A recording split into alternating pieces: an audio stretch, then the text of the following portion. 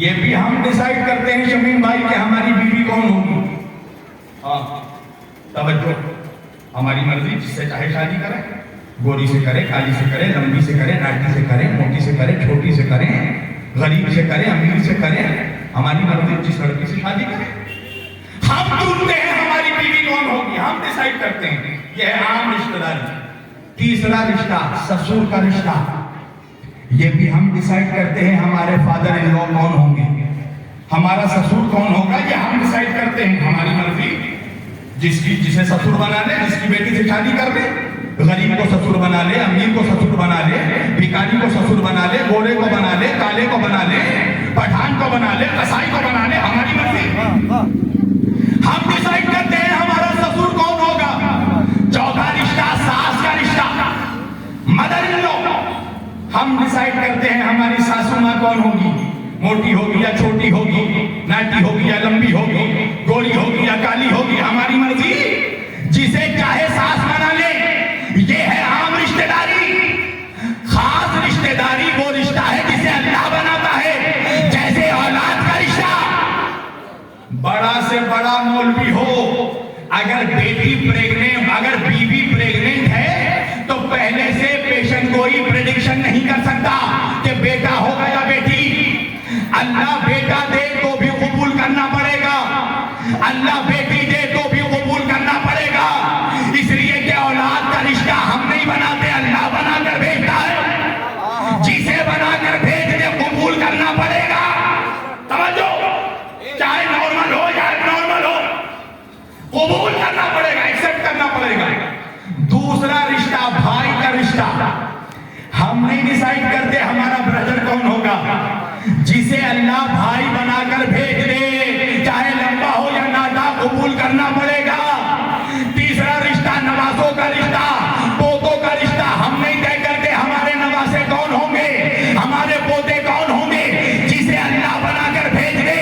اب بات سمجھ میں آئی کہ اہل البیت سے مراد نبی کا بھائی ہے, نبی کے نوازے ہیں, نبی کی بیٹی ہے. خاص گھر والے, خاص رشتہ دار. اب بات سمجھ میں آئی کہ نبی نے علی, فاطمہ, حسن و حسین کو چادر میں کیوں لیا, پنجتن کو چادر میں کیوں لیا. اس لیے کہ اگر نبی علی, فاطمہ, حسن و حسین کو چادر میں نہیں دیتے اور آیت نازل ہو جاتی تو آیت چھت والوں کے لیے ہوتی. جو بھی چھت کے نیچے ہوتا اس کی شان میں آیت ہوتی. مگر نبی نے گھر کے اندر ایک خاص گھر بنایا اور چادر میں علی, فاطمہ, حسن و حسین کو لے کر بتایا کہ آیت چھت والوں کے لیے نہیں, چادر والوں کے لیے نازل ہو جائے.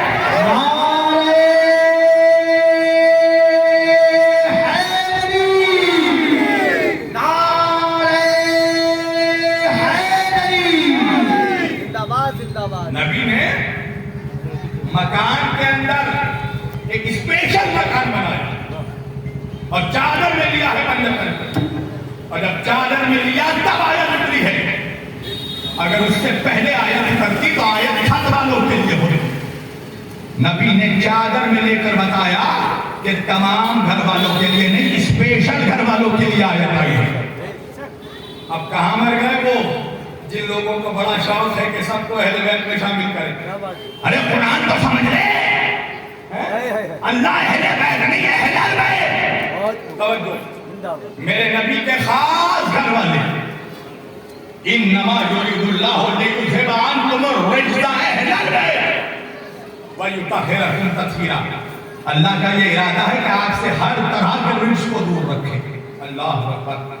اب سمجھ میں آیا, فی القربہ سے مراد علی ہیں, فاطمہ ہیں, حسن ہیں, حسین ہیں, حسین کے بچے, اہل بیت کی اولادیں جن پر نماز میں درود واجب ہے.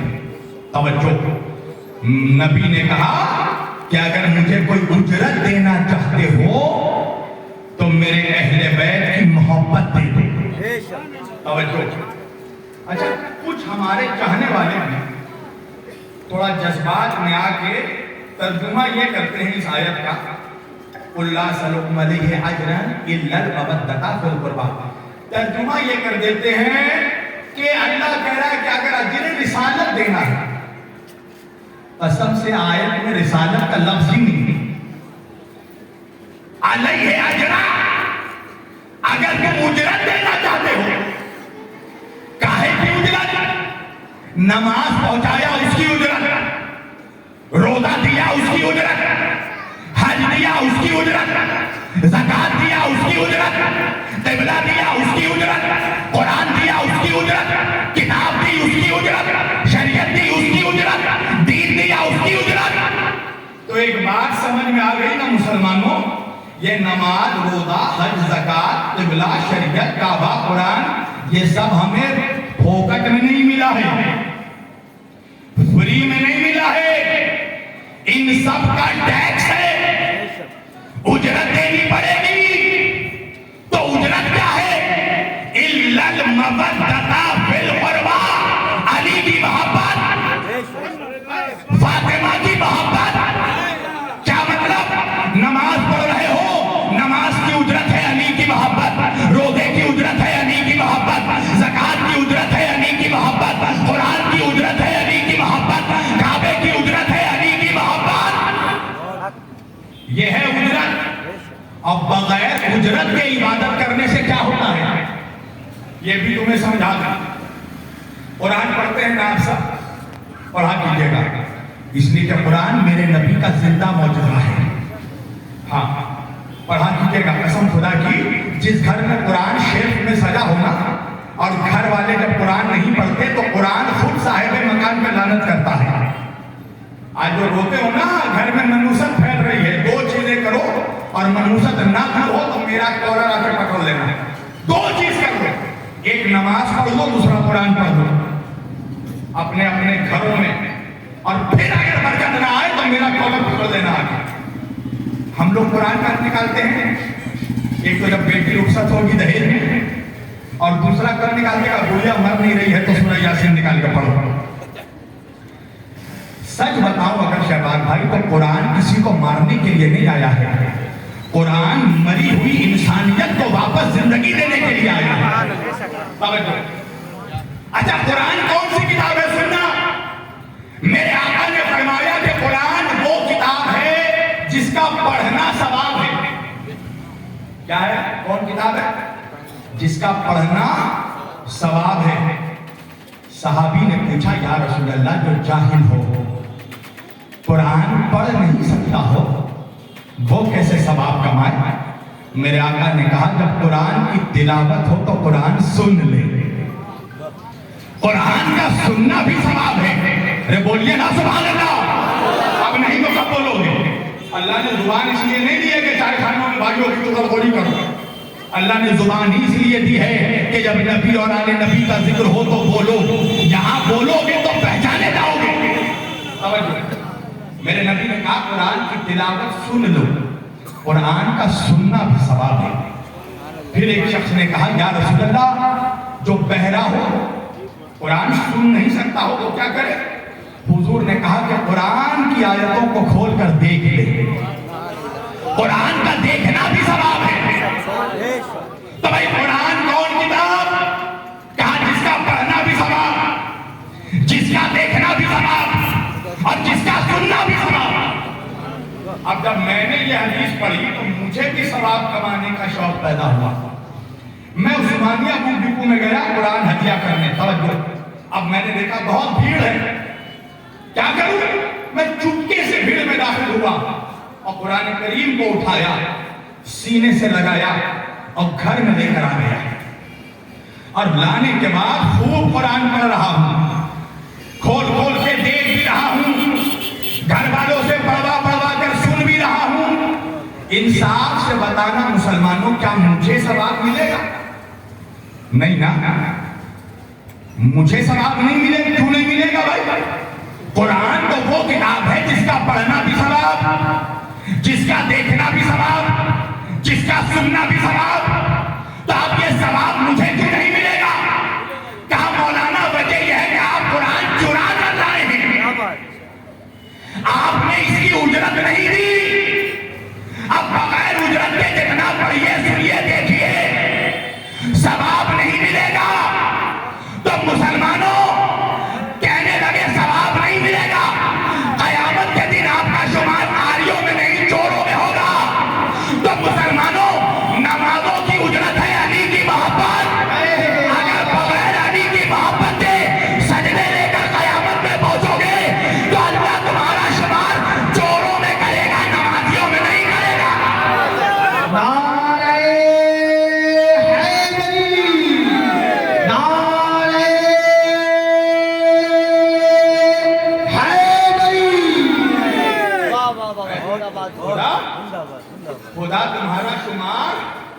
حجرہ گداروں میں نہیں کرے گا، اس چوروں میں کرے گا، چرا کر لایا ہے۔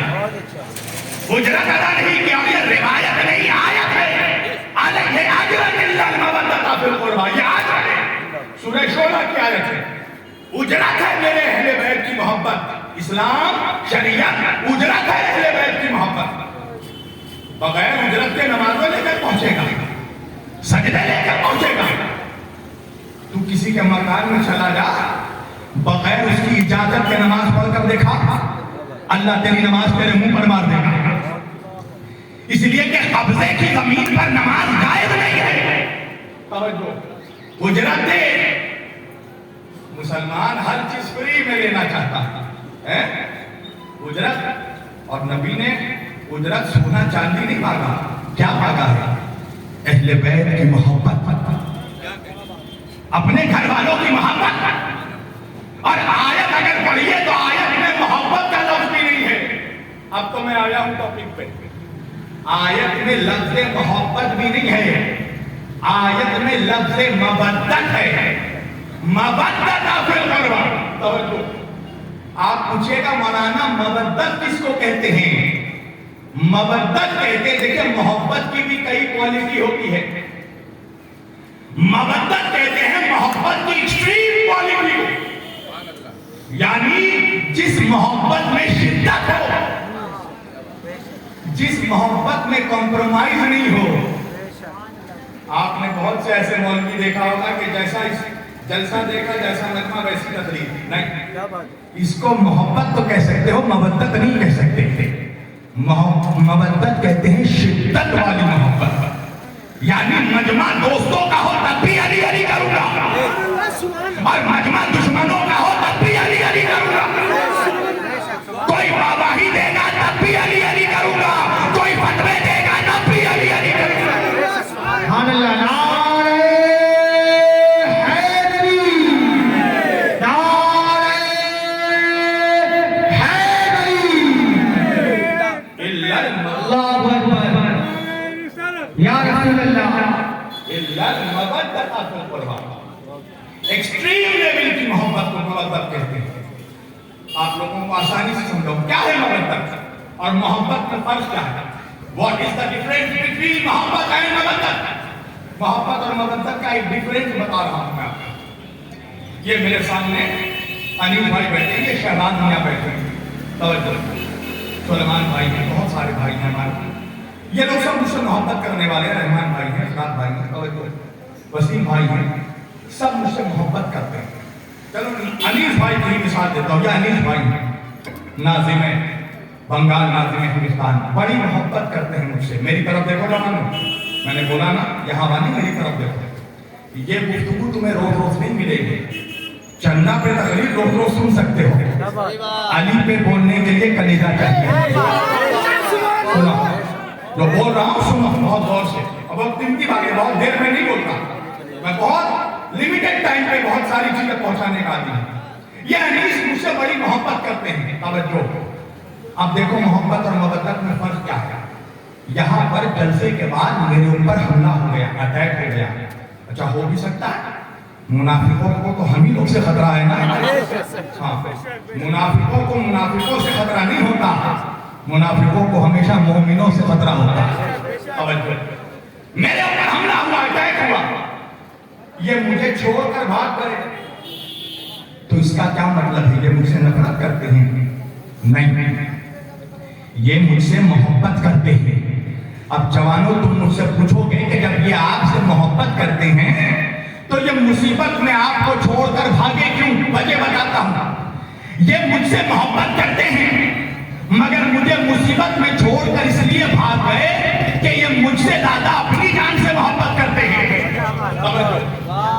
یہ مجھ سے محبت تو کرتے ہیں مگر مجھ سے زیادہ اپنی زندگی سے محبت کرتے ہیں۔ یہ میرے لیے اپنی جان قربان نہیں کر سکتے۔ اب اگر مان لو یہیں پر میرے اوپر حملہ ہو اور مجھے بچانے کے لیے شمیم بھائی اپنا سب قربان کر دیں تو اس کو محبت نہیں مودت کہتے ہیں۔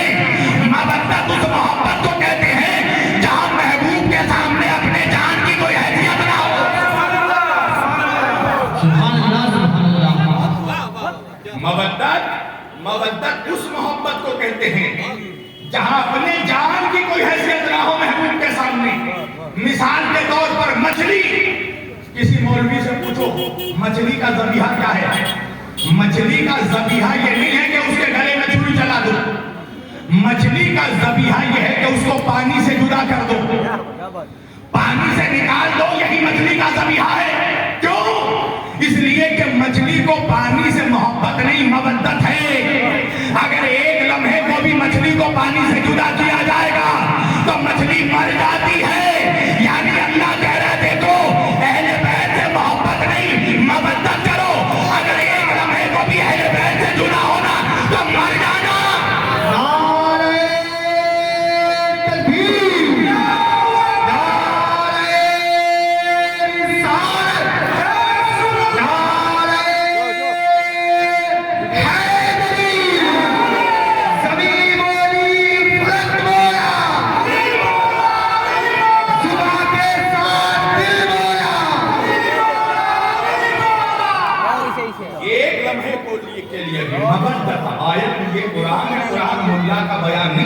اللہ کا اعلان ہے.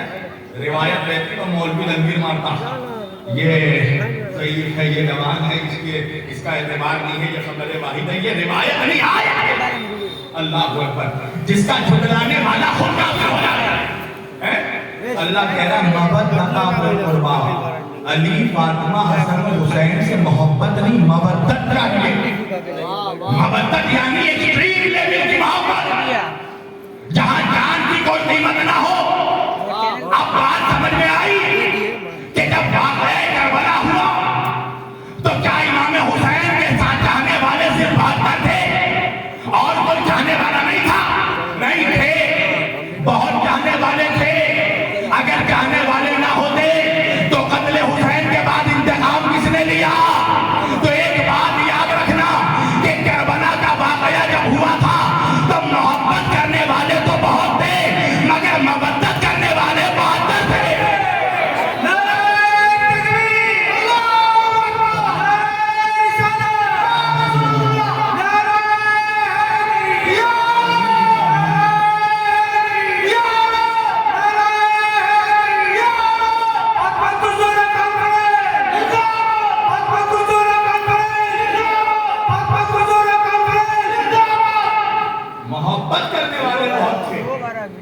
محبت کرنے والے نہیں ہوتے تو کربلا کے بعد سن 62 ہجری میں یزیدیوں سے انتقام کس نے لیا؟ محبت کرنے والے تھے مگر جانثار مودت کرنے والے 72 تھے.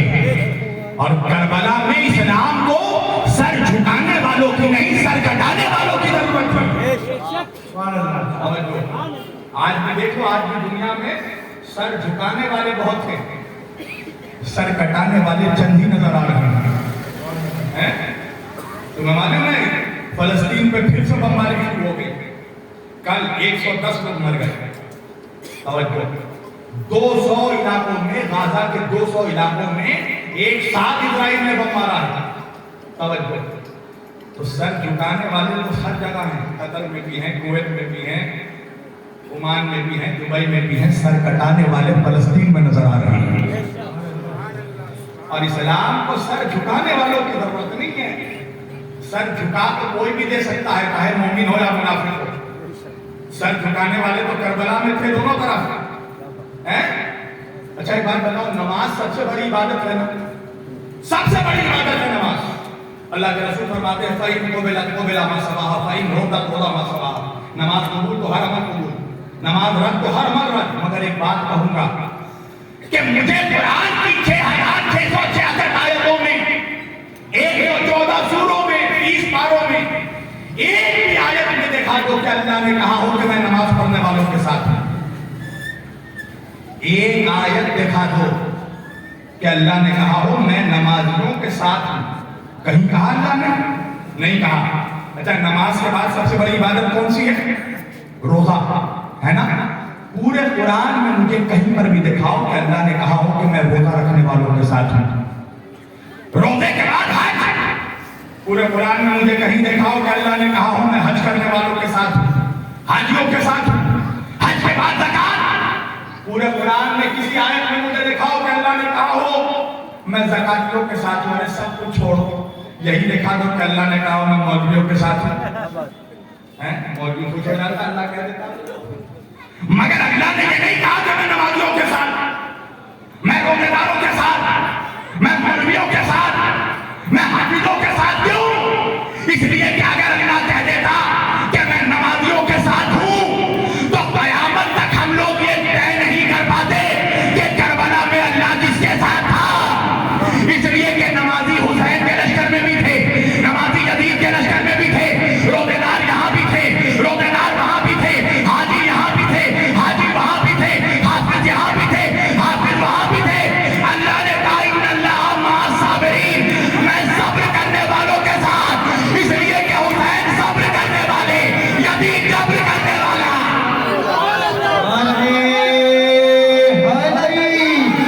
حسنین کا بابا، مولود کعبہ، کعبے کی زینت، منبر کی زینت، سورج کو نکالے ہم تیرے حوالے، چڑیوں کی چہک میں، ڈالی کی لہر میں، ہر کو تو سہارا، ڈوبو تو کنارا، بیشم کا نعرہ، مستوں کا نعرہ، ہم سب کا لیڈر، داماد پیغمبر، جبریل کا ٹیچر، ہم تیرے نوکر، ہم تیرے نوکر، نعرہ حیدری۔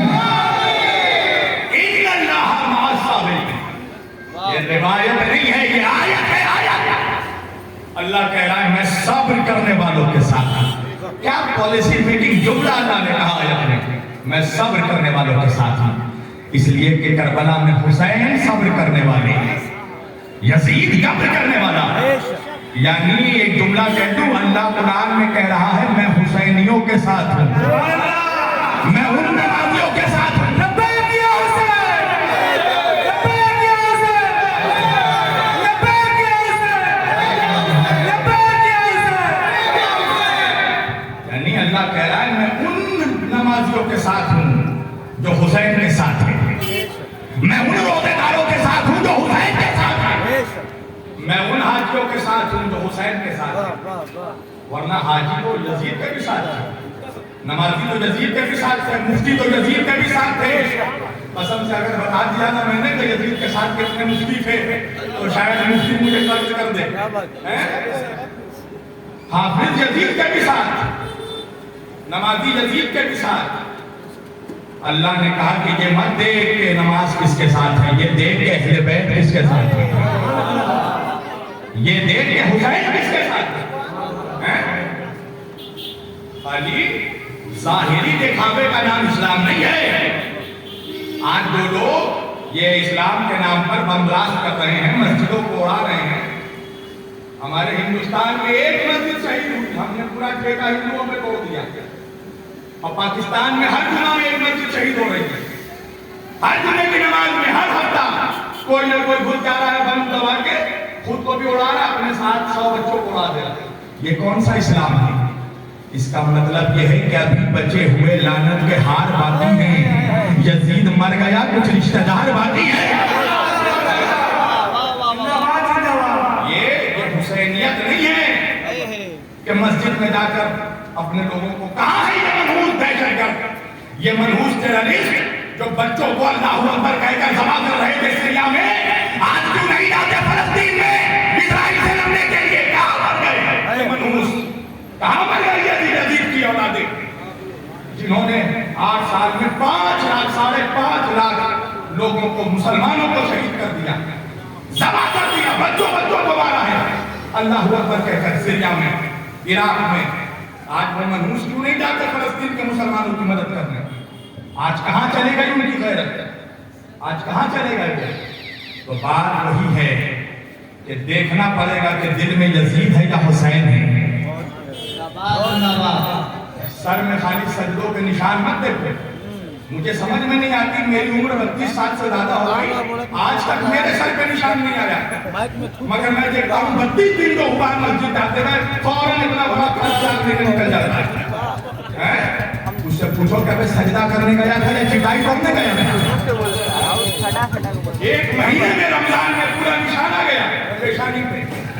अल्लाह को तेरा दिखावा नहीं पसंद है, अल्लाह तो देखता है कि दिल में हुसैन है कि नहीं है?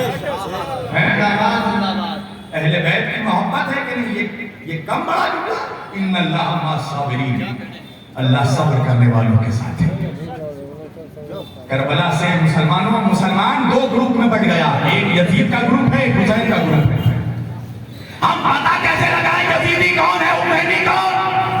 तो आज देख लो, कल यजीदियों ने बच्चों के गले पर छुरी चलाई थी, असगर के गले पे तीर चलाया था, तो आज जो अल्लाहु अकबर कह के बच्चों का सर काटता हुआ नजर आए, समझ लेना उसका ब्लड ग्रुप यजीद से मिलता है।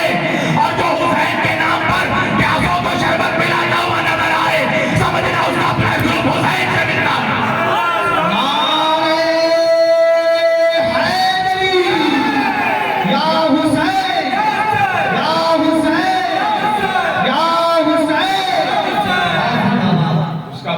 हुसैनियों से मिलता है। मगर मालूम है, आज सोचो मुसलमानों, आज फैसले का वक्त है। सोचो कि मुसलमानों की ऐसी हालत क्यों है।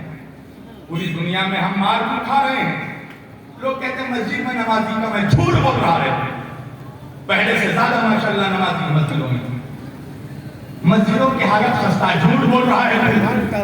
मुसलमानों के घरों की हालत खस्ता है, मगर मस्जिद में इटालियन मार्बल बिछा हुआ है। तुझे मुहर्रम में शरबत बांटना बिदअत नजर आता है, पूछ मौलवी से, मस्जिद में एयर कंडीशन लगाना ये सुन्नत है? इटालियन मार्बल लगाना ये सुन्नत है? मस्जिद नबवी क्या पत्थरों से बनी थी? वहां पर क्या सिस्टम था? तो अपनी फैसिलिटी के लिए जो करना हो वो कर जाए। अपनी चलो, हम इससे मना नहीं करते, मगर मुझे ये बताओ कि आज जब फैसले का वक्त है, आज तुम कहां हो? आज कहां मर गए मुसलमान ममालिक? आज 58 ममालिक खड़े होकर तमाशा देख रहे हैं। 6000 से ज्यादा बच्चे शहीद हो चुके हैं फलस्तीन में। आज कहां गई तुम्हारी गैरत? आज किस भीड़ में छुपे हुए हो तुम? आज क्यों नहीं निकलते हैं? आज पूरी दुनिया में मुसलमानों को चाहिए कि हम गौर करें कि हमारे सवाल का रिजल्ट क्या है, क्यों मार खा रहे हैं हम चारों तरफ। आज कसम खुदा की वक्त आ गया कि ट्रेन में हम सफर करते हैं ना, हम लोग को डर लगता है। इस वक्त ये शोरा बैठे हैं, मौलाना असलम इनायत साहब, इन लोगों से पूछिए कि ट्रेन में इस वक्त सफर करना कितना डेंजरस हो चुका है। यानी अगर कोई दाढ़ी, टोपी और कुर्ता पजामा या आबा पहनकर हम सफर करते हैं तो नफरतों से हमें देखा जाता है, पता नहीं डर लगता है, हम सीट से उतर नहीं पाते हैं कि क्या पता कहां पर क्या हो जाता है। क्यों भाई इतनी नफरत क्यों पैदा हो गई दिलों में? आप फ्लाइट में जाएं, फ्लाइट में देखें, अगर आप दाढ़ी, टोपी, आबा कबा पहन कर जाइए, देखिए नफरत से देखा जाता है।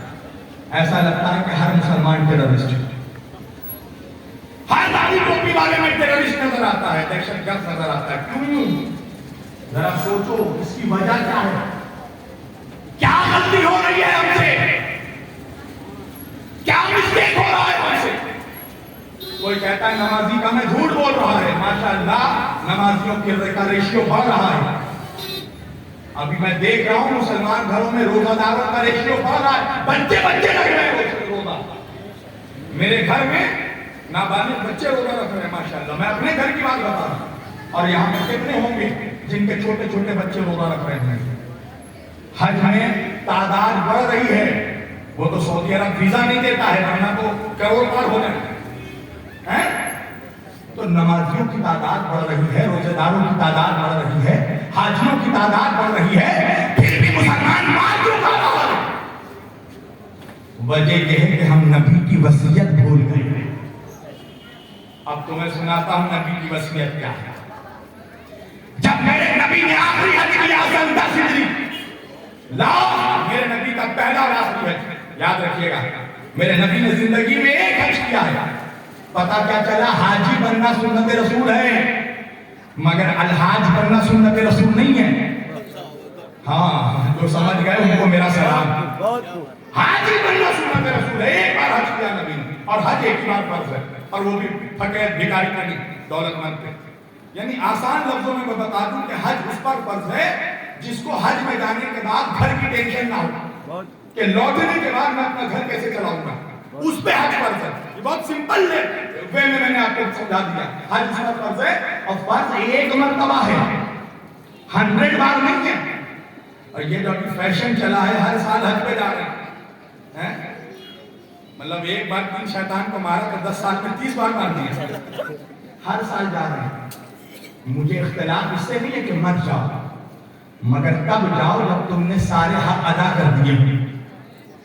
اللہ نے بندوں پر فقط حقوق اللہ نہیں دیا ہے, حقوق العباد بھی دیا ہے. یعنی خالی نماز روزہ ہم پر فرض نہیں ہے, خالی اللہ کے حقوق نہیں ہے ہمارے کاندھوں پر, حقوق العباد بھی ہے. ماں باپ کے حقوق, بچوں کے حقوق, بیوی کے حقوق, بہن کے حقوق, پڑوسی کے حقوق, یتیم کے حقوق, اسیر کے حقوق, پڑوسی کے حقوق. اللہ کے رسول فرماتے ہیں جس کا پڑوسی بھوکا سو گیا وہ مسلمان ہم میں سے نہیں ہے. توجہ, یہ کیا ہے؟ ہر سال حج میں جانا, پڑوسی کا مسلمان رو رہا ہے اپنی بیٹی کے, غریب بیٹی کی شادی کے لیے اس کے پاس پیسے نہیں ہیں, یہ جناب حج پہ حج کو جا رہے ہیں. پڑوسی کا باپ رو رہا ہے کتاب خریدنے کے لیے پیسے نہیں ہیں بچوں کے, اور یہ حضرت ہر سال حج پہ جا رہے ہیں, نام کے ساتھ الحاج لکھ رہے ہیں. اللہ تیری ایسی حج کو تیرے منہ پہ مار دے گا. حقوق اللہ ایک بار ادا کر دیا, ہم حقوق العباد ادا کر. پڑھ جا قرآن, پورے قرآن میں حقوق اللہ کا ذکر صرف 300 ٹائمز آیا ہے, 300 مرتبہ, اور حقوق العباد کا ذکر 1700 ٹائمز آیا ہے, 1700 ٹائمز, 1700 مرتبہ. کیا مطلب؟ اگر سجدہ کرتا رہا اور گھر میں آ کے ماں باپ کی تعظیم نہ کی, اللہ تیرے ایسے سجدے کو تیرے منہ پہ مار دے گا.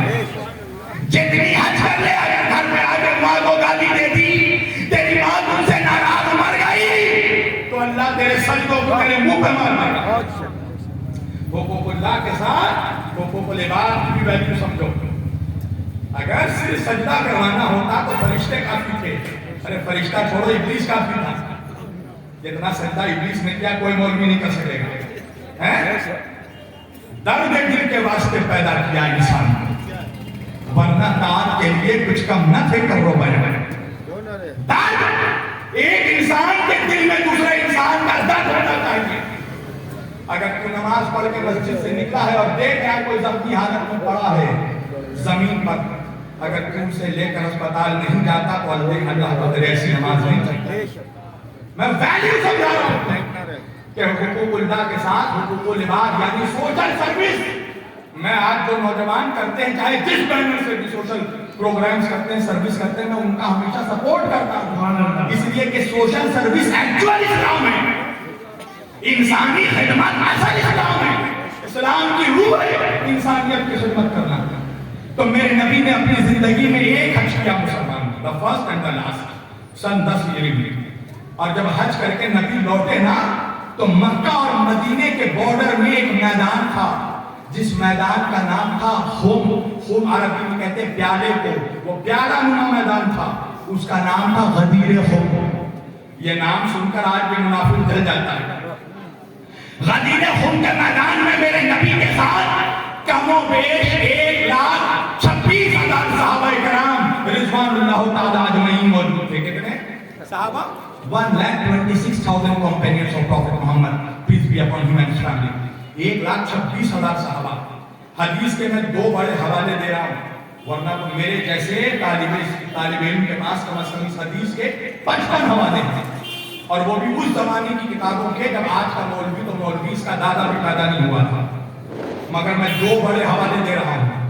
اہل سنت کے نزدیک قرآن کے بعد 6 بڑی کتابیں ہیں, سیاہ ستہ. ان سیاہ ستہ میں 2 بڑے حوالے دے رہا ہوں. ایک صحیح مسلم شریف اور ترمذی شریف, 2 حوالے دے دیے میں نے. اس کے علاوہ تو امام احمد بن حنبل سے لے کر امام مسلم تک, امام مسلم سے لے کر امام ترمذی تک, امام ترمذی سے لے کر امام جلال الدین سیوطی تک, امام جلال الدین سیوطی سے لے کر امام فخر الدین رازی تک, امام فخر الدین رازی سے لے کر امام حیثمی تک, امام حیثمی سے لے کر امام حاکم نیشابوری تک, امام حاکم نیشابوری تک، امام طبرانی سے لے کر امام طبری تک، امام طبری سے لے کر سید علی حمدانی تک، سید علی حمدانی سے لے کر شیخ سلمان حنفی قندوزی تک، شیخ سلمان حنفی قندوزی سے لے کر عبید اللہ امرتسری تک، عبید اللہ امرتسری سے لے کر امام خوارزمی تک، امام خوارزمی سے لے کر ملا صالح کشفی السنی الحنفی الترمذی تک. اتنے حوالے دے دیے میں نے، توجہ، اتنے حوالے دے دیے میں نے. میرے نبی نے وصیت کی صحابہ سے.